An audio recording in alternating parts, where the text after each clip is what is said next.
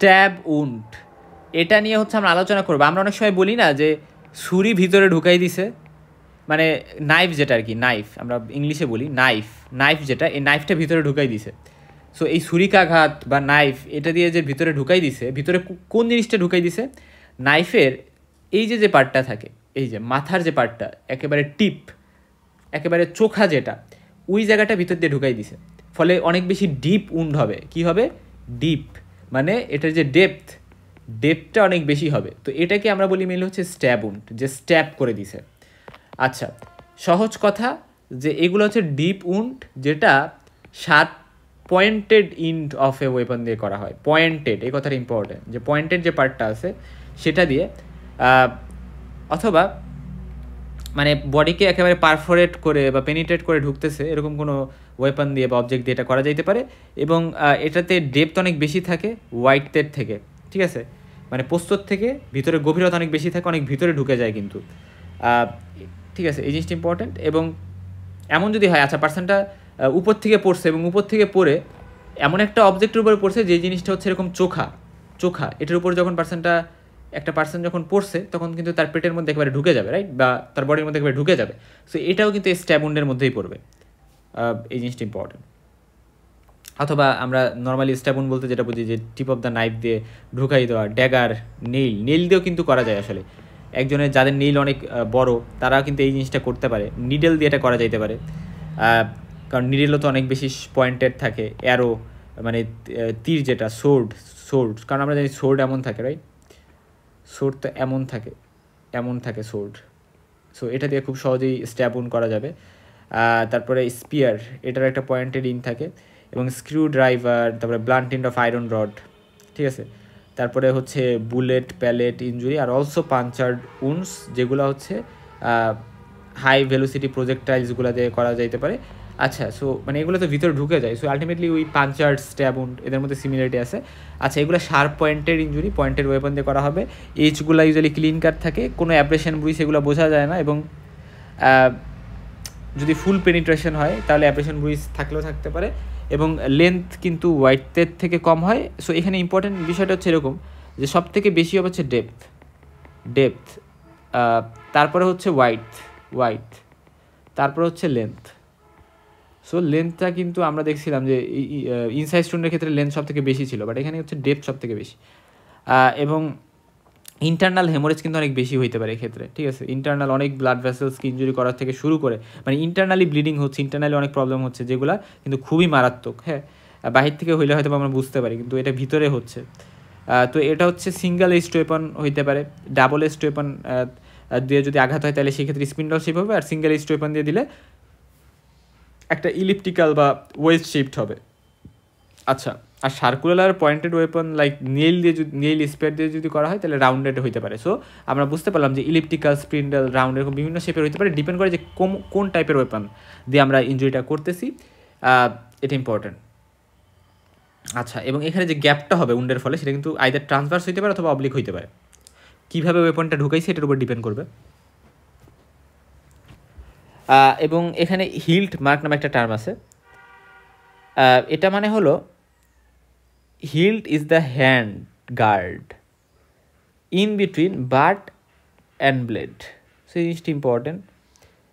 তো যখন full length stab injury হয় তখন হিল্ড কিন্তু স্কিনের এগেনস্টে স্ট্রাইক করে, এবং ওইখানে একটা মার্ক থেকে যায় হিল্টের। এই জিনিসটা খুব ইম্পর্টেন্ট। এখন হিল্ড জিনিসটা কি সেটা আশা করি বুঝতে পারছো, যে অ্যাকচুয়ালি হিল্ড মানে হচ্ছে আমাদের তরবারির যে হাতলটা থাকে, ঠিক আছে, হাতল বলতে পারি আমরা, বা এটাকে দামাট বলা যায়, দামাট। যাই হোক, মানে হিল্ড মানে হাতল, তরবারি, একটা তরবারির কথা চিন্তা করো, বা একটা ছোড়ার কথা বা নাইফের কথা চিন্তা করো, যেটার হাতল যেটা, বা সোর্ড হ্যান্ডেল আমরা বলতে পারি, সোর্ড হ্যান্ডেল, তো এটাকে বলতেছি, বা ড্যাগারের হ্যান্ডেল, বা আমরা বলতে পারি যে হচ্ছে নাইফের হ্যান্ডেল। সেই যে হ্যান্ডেলকে আমরা বলি হিল। তো এটা দ্বারা ইঞ্জুরি হলে কিন্তু এই হিল মার্কটা থেকে যাইতে পারে, এটাই বলছে, যদি specially full length stab injury হয়। আচ্ছা, তারপর হচ্ছে ইন্টারনাল অর্গানসকে অনেক ইঞ্জুরি করবে, এবং আমাদের স্ট্যাব উন্ডকে আমরা পাঞ্চার উন্ডও বলতেছি। তো মনে রাখবা যে পাঞ্চার উন্ড বলি, ঠিক আছে, বাট এটা কিন্তু 3টা টাইপে আমরা ভাগ করি। ফার্স্টে স্ট্যাব উন্ডকে আমরা পেনিট্রেটিং উন্ড, পারফোরেটিং উন্ড এবং পাঞ্চার উন্ড 3টা ভাগে ভাগ করতে পারি। পেনিট্রেটিং মানে হচ্ছে এটা যখন ভিতরে ঢুকানো হয়েছে, সবগুলোতেই তো ভিতরে ঢুকানো হবে। দেখো পেনিট্রেটিং, এই ছবিটা দেখো যে পেনিট্রেটিং মানে ভিতরে ঢুকানো হয়েছে, ভিতরে ঢুকানোর পরে এটা এখানে ঢুকছে। তো এখানে ঢোকার মানে হচ্ছে তার একটা বডি ক্যাভিটিতে ঢুকছে, হইতে পারে সেটা অ্যাবডোমিনাল ক্যাভিটি অথবা চেস্ট ক্যাভিটি অথবা ক্রেনিয়াল ক্যাভিটি, কোনো একটা ক্যাভিটিতে ঢুকছে এবং এখানে কোনো এক্সিট থাকে না। ভিতরে ঢুকছে মানে ভিতরে ঢুকছে, বের হয়ে যায় নেই অন্য সাইড দিয়ে, ঠিক আছে। বাট পারফোরেটিং যেটা, পারফোরেট মানে একেবারে ভেদ করে চলে যাওয়া। সো দেখো পারফোরেটিং উন্ডে এক জায়গা দিয়ে ঢুকলো এবং পেছন দিয়ে বেরোয় গেল, তো একেবারে পারফোরেশন হয়ে ভেদ করে চলে গেছে। সো পারফোরেটিং উড কিন্তু অনেক ডেঞ্জারাস, এখানে এন্ট্রিও থাকে এক্সিটও থাকে।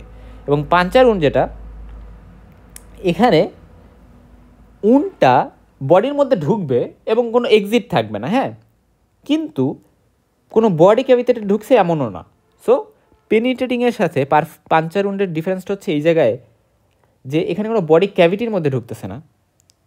আর পারফোরেটিংয়ের সাথে তো অবশ্যই ডিফারেন্স, কারণ পারফোরেটিংয়ে তো এক্সিট থাকে, এখানে কোনো এক্সিট থাকবে না। সো পাঞ্চারের ক্ষেত্রে মনে রাখবা যে কোনো বডি ক্যাভিটিতে ঢুকবে না, জাস্ট বডির মধ্যে ঢুকবে, দ্যাটস ইট। এটা হচ্ছে ওম্যান নর্মালি ইয়ার লোবিউলে বা নোসে তারা কিন্তু পারফোরেশন মানে পাঞ্চার করে, তাদের পাঞ্চার কিন্তু করে। বলে না যে তোমরা গ্রাম্য ভাষা বা শুনে থাকবে যে নাক ফোরাইছে, কান ফোরাইছে। সো এইটা মানেই হচ্ছে যে অ্যাকচুয়ালি তারা ওই জায়গায় যে গর্ত করে ওখানে যে মানে কানের দুল পরে বা নোসে বিভিন্ন রিং পরে, সো এই জিনিসগুলো যে পরে এইগুলো কিন্তু এই পাঞ্চার উন্ডের মাধ্যমেই ওই জায়গায় একটা ছিদ্র করে দেয়। আচ্ছা যাই হোক, এখন আসা যাক তো পজিটিভ যে ওয়েপন। আচ্ছা এখানে লক্ষ্য করো যে পজিটিভ যে ওয়েপন সেটার উপর বেশ করে আমরা ইনসাইজড-স্ট্যাব উন্ড, ল্যাসারেটেড-স্ট্যাব উন্ড আমরা ভাগ করতে পারি।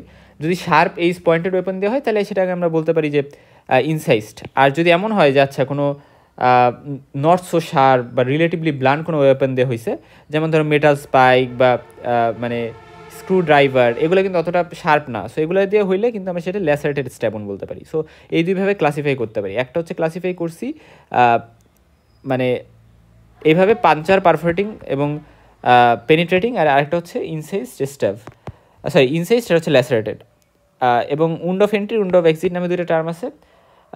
এই জিনিসটা আমরা বুঝতে পারছি। এবং স্ট্যাব উন্ড কিন্তু এমন যদি হয় যে স্ট্যাব উন্ড ক্লোদিংয়ের নিচে করা হয়েছে, মানে ক্লোদিং কোনো ড্যামেজ হয় নাই, তার মানে হচ্ছে এটা সুইসাইডাল হইতে পারে। আর যদি এমন হয় যে আন্ডার দ্য ক্লোদিং করা হয় তাহলে এটা হোমিসাইডাল হইতে পারে। আচ্ছা এখানে কি বলছে দেখো যে if the stab wounds are produced below the clothing it is suspected of more suicidal, আর if the stab wounds are produced under the clothing it is suspective of more homicidal. মানে ব্যাপারটা হচ্ছে যে ব্যাপারটা হচ্ছে এরকম যে এখানে একটু ক্লারিফাইড না বিষয়টা, আমি বলি। মানে যে যদি এমন হয় যে ক্লোদিংয়ের মানে ধরো যখন কেউ নিজেকে স্ট্যাব করবে, সুইসাইড করতে যাবে, সো তখন কিন্তু সে যে কাজটা করবে সে হচ্ছে তার ক্লোদিংটা খোলা করে বা ক্লোদিংয়ের উপর দিয়ে ভিতরে ঢুকাই দিচ্ছে, বা জামা কাপড়ের উপর দিয়ে ভিতরে ঢুকাই দিচ্ছে এরকম না, সে জামাটাকে একটু উঁচা করবে, উঁচা করে তার স্কিনের উপর দিয়ে ঢুকাই দিবে। সো এটা হচ্ছে নর্মালি হয়। আর হোমিসাইডের ক্ষেত্রে জামা পরা আছে না কি পরা আছে সেটা ডাজেন্ট ম্যাটার, ডাইরেক্ট ঢুকে দেওয়ার ট্রাই করবে, শার্ট পরা থাকলে শার্টের উপর দিয়ে ঢুকে দিবে। সো সেটাই।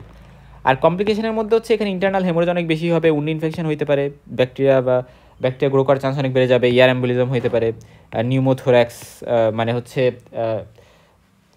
লাংয়ের ক্ষেত্রে হচ্ছে আমাদের যে প্লুরাল ক্যাভিটি সেখানে যদি বাতাস ঢুকে যায়, ইয়ার ঢুকে যায়, অ্যাসফিক্সিয়া হইতে পারে ব্লাড ইনহেলেশনের মাধ্যমে।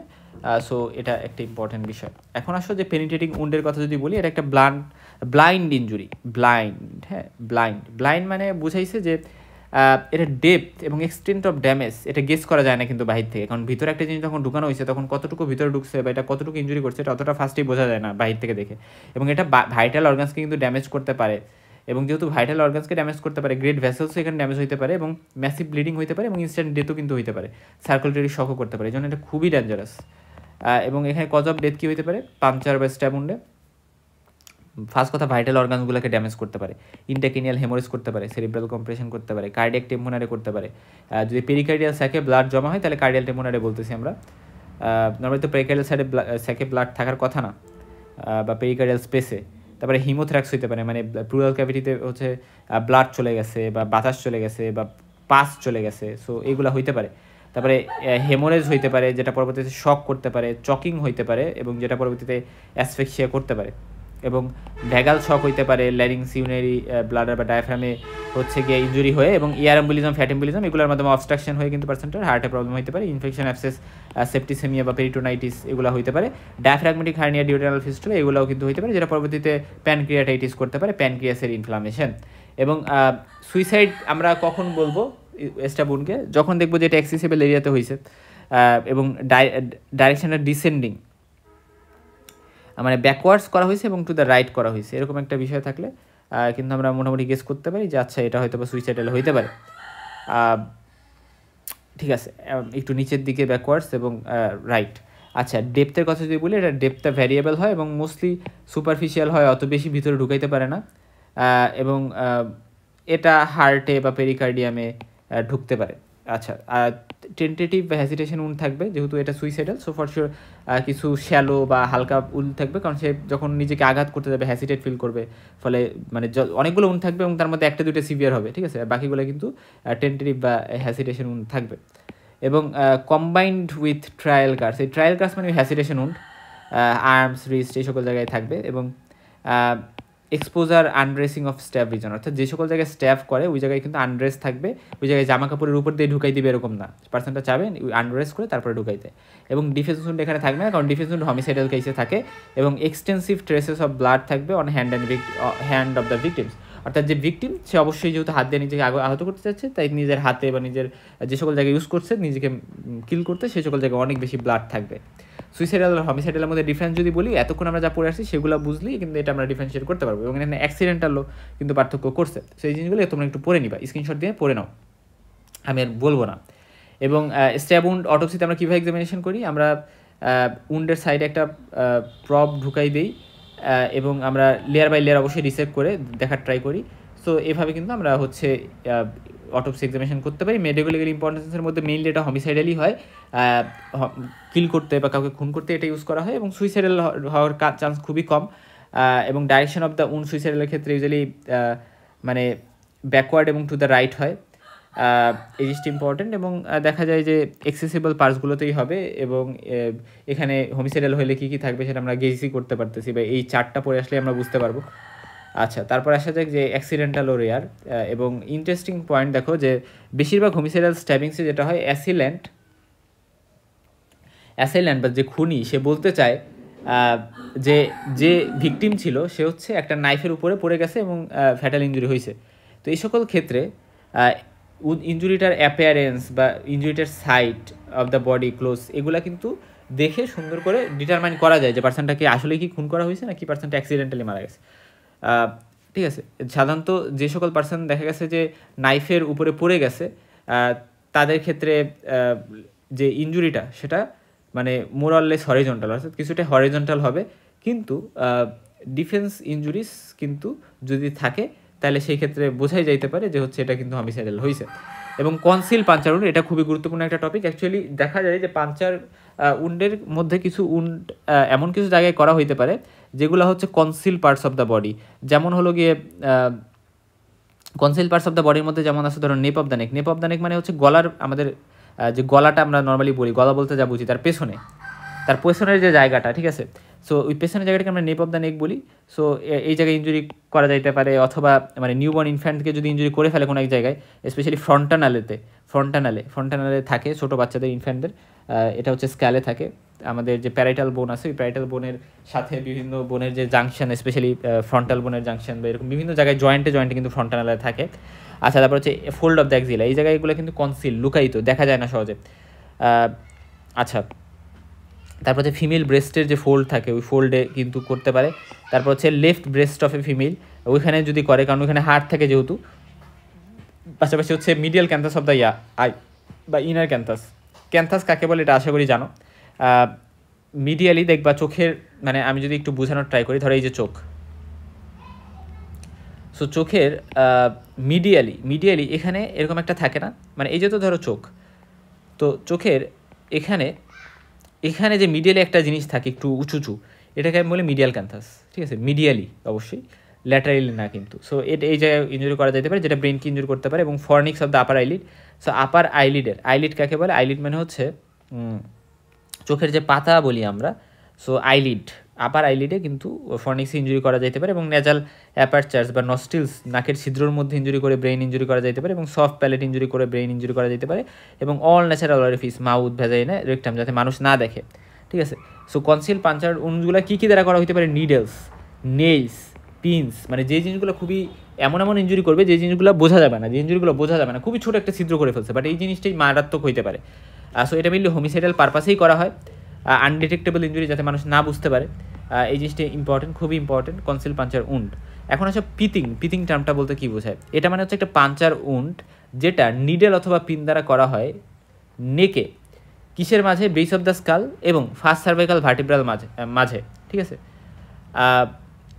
সো খুব important, base of the skull আর ফার্স্ট সার্ভাইকাল ভার্টিব্রাল মাঝে, অথবা বিটুইন সেকেন্ড আর থার্ড সার্ভাইকাল ভার্টিব্রা এর মাঝেও করা যেতে পারে, যেটা আমাদের ওইখানে যেহেতু মেডুলা থাকে, মেডুলার সেন্টার থাকে, এবং ওই মেডুলা যেটা থাকে ওই মেডুলাই কিন্তু কার্ডিওরেসপিরেটরি মানে সেন্টারকে কন্ট্রোল করে, যে হার্ট বা লাং এগুলার ফাংশনকে মেনটেন করে, এগুলোকে ডাইরেক্ট করে যে তুমি এইভাবে কাজ করো। তো এই মেডুলাই যদি ডিপ্রেস করা হয়, ওই জায়গায় আমরা যদি এই মানে নিডেল বা পিন ঢুকাইয়া, তাহলে মেডুলা যদি ডিপ্রেস হয়ে যায় তাহলে কার্ডিওরেসপিরেটরি ফেলিওর হতে পারে, সেটাকে আমরা পিথিং বলতো, সেটা আমরা একটু মনে রাখো। হারা কিরি এটা একটা টার্ম আছে, এটা মানে হচ্ছে একটা unusual type of suicide, mainly জাপানিজরা এটা করে থাকে। এটাতে যেটা দেখা যায় যে ভিকটিম যে থাকে, এই ভিকটিম মানে অ্যাবডোমেনে তার যে পেট আছে, এই পেটে একটা লার্জ উন্ড করে থাকে, কি দিয়ে? একটা শর্ট সোর্ড দিয়ে বা একটা মানে আমরা কি বলতে পারি, একটা তরবারি, একটা ছোট তরবারি দিয়ে, যখন সে বসা অবস্থায় আছে, সিটিং অবস্থায় আছে, এবং fall forwards upon a ceremonial sword and pulls out intestine. So এই জিনিসটা একটু লক্ষ্য করো, এই জিনিসটা বলতে তুমি কি বুঝলা? মানে বিষয়টা হচ্ছে এরকম যে সে ফার্স্টে নিজেকে কী করলো, ফার্স্টে নিজেকে নিজের অ্যাবডোমেনে একটা ছোট শর্ট দিয়ে আঘাত করলো, একটা ইনজুরি করলো, একটা লার্জ উন্ড করলো। পরবর্তীতে মানে এটা হচ্ছে বসে থাকা অবস্থায়, পরবর্তীতে সে কী করলো, সামনে আর একটা সোর্ড বা আর একটা বড়ো ছুরি রাখা ছিল, তো সে কী করলো, পরবর্তীতে ইনজুর্ড হয়ে ওই ছুরির উপরে পড়ে গেল এবং ওই তার পেটের মধ্যে একেবারে ইন্টেস্টাইনের মধ্যে সেটা ঢুকে গেল এবং পরবর্তীতে কিন্তু আঘাতপ্রাপ্ত হয়ে পুরো ইন্টেস্টাইন পুরো বের হয়ে আসলো, মানে ব্যাপারটা এরকম আর কি। এবং এর ফলে কি হয়? Sudden evisceration, right? মানে এটা মানে হচ্ছে যে নাড়িভুঁড়ি বাহির করে ফেলা, ইভিসারেশন মানে নাড়িভুঁড়ি বাহির করে ফেলা। The sudden evisceration of internal organs causes sudden decrease in abdominal pressure, এবং এটা কার্ডিয়াক রিটার্নকেও কমাই দেয়, ভেনাস রিটার্নকে কমাই দেয়, এবং এর ফলে কিন্তু কার্ডিয়াক কলাপস হবে, হার্ট ফেলিওর পার্সেন্টে মারা যাবে। সো আলটিমেটলি নাড়িভুঁড়ি বেরোই যাবে। সো এখানে সে দুইটা ওয়েপন ইউজ করতেছে, ফার্স্টে নিজেকে আঘাত করার জন্য ছোট একটা সোর্ড, পরবর্তীতে একটা সিরিমোনিয়াল বা একটা তাদের আনুষ্ঠানিক একটা সোর্ড। এটা হচ্ছে জাপানিজরা সুইসাইড করতে অনেকে ইউজ করতে পারে। আচ্ছা, এটা আনইউজুয়াল টাইপ অফ সুইসাইড এবং মেডিকেলি ইম্পর্টেন্ট যদি বলি, নর্মালি এটা হোমিসাইডের জন্য ইউজ করা হয়। মানে এই উনগুলা মানে পাঞ্চার উনগুলা, কনসিল পাঞ্চার উন যেটা, এবং এটা আনডিটেক্টেবল হইতে পারে অটোপসি করার সময়ও ইভেন। সো এই জিনিসটা খুবই মারাত্মক। এবং মেডিকোলিগালি নেগেটিভ অটোপসি কেন অকার, অর্থাৎ নেগেটিভ অটোপসি মানে হচ্ছে অটোপসি করছে বাট কোনো ফাইন্ডিংস পায় নাই, এটাই। বাট অ্যাকচুয়ালি কিন্তু এটা কনসিল পাঞ্চার উন ছিল, এবং এই জন্য খুবই কেয়ারফুলি বিষয়গুলো দেখতে হবে। এবং স্পেশালি ইনফ্যান্টিসাইড, ছোটো বাচ্চাদেরকে কিল করার ক্ষেত্রে কিন্তু এটা অবলম্বন করা হতে পারে। যখন কোনো কজ পাওয়া যাচ্ছে না বাচ্চার মরার, তখন কিন্তু এই কজটাকে একটু চিন্তা করা যেতে পারে, আচ্ছা তাহলে এটা করা হয়েছে কিনা।